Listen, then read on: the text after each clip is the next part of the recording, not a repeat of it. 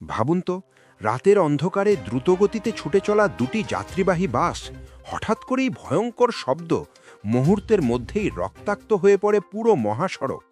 বরিশাল ঢাকা মহাসড়কে ঘটে গেল এমন এক মর্মান্তিক দুর্ঘটনা যা নাড়িয়ে দিয়েছে পুরো এলাকাকে।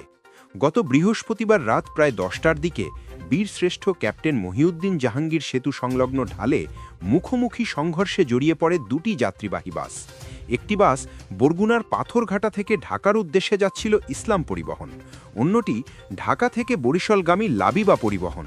প্রত্যক্ষদর্শীরা জানান, সংঘর্ষটি ছিল এতটাই ভয়াবহ যে বিকট শব্দে আশপাশের মানুষ ছুটে আসে ঘটনাস্থলে। বাস দুটির সামনের অংশ একেবারে দুমড়ে মুচড়ে যায়। ঘটনাস্থলেই ইসলাম পরিবহনের চালক প্রাণ হারান। দুর্ঘটনার পর মুহূর্তেই চারদিকে ছড়িয়ে পড়ে আর্তচিৎকার।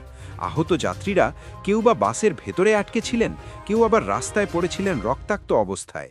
স্থানীয় মানুষ দ্রুত এগিয়ে এসে উদ্ধার কাজ শুরু করেন। এই দুর্ঘটনায় অর্ধশতাধিক যাত্রী আহত হয়েছেন বলে জানা গেছে।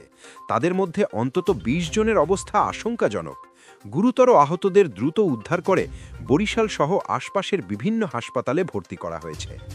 খবর পেয়ে বাবুগঞ্জ থানা পুলিশ দ্রুত ঘটনাস্থলে পৌঁছে পরিস্থিতি নিয়ন্ত্রণে আনে।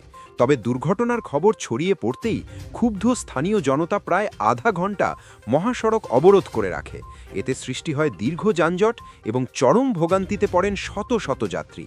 পরে পুলিশ ও প্রশাসনের হস্তক্ষেপে পরিস্থিতি শান্ত হলে যান চলাচল আবার স্বাভাবিক হয়। পুলিশ জানিয়েছে, কী কারণে এই ভয়াবহ সংঘর্ষ ঘটেছে তা খতিয়ে দেখা হচ্ছে। তদন্ত শেষে আইনগত ব্যবস্থা নেওয়া হবে বলেও জানিয়েছে তারা। প্রশ্ন হচ্ছে, আমাদের মহাসড়কে এমন দুর্ঘটনা বারবার কেন ঘটছে? অতিরিক্ত গতি, ক্লান্ত চালক, নাকি অবহেলা? আপনার মতামত অবশ্যই কমেন্টে জানান।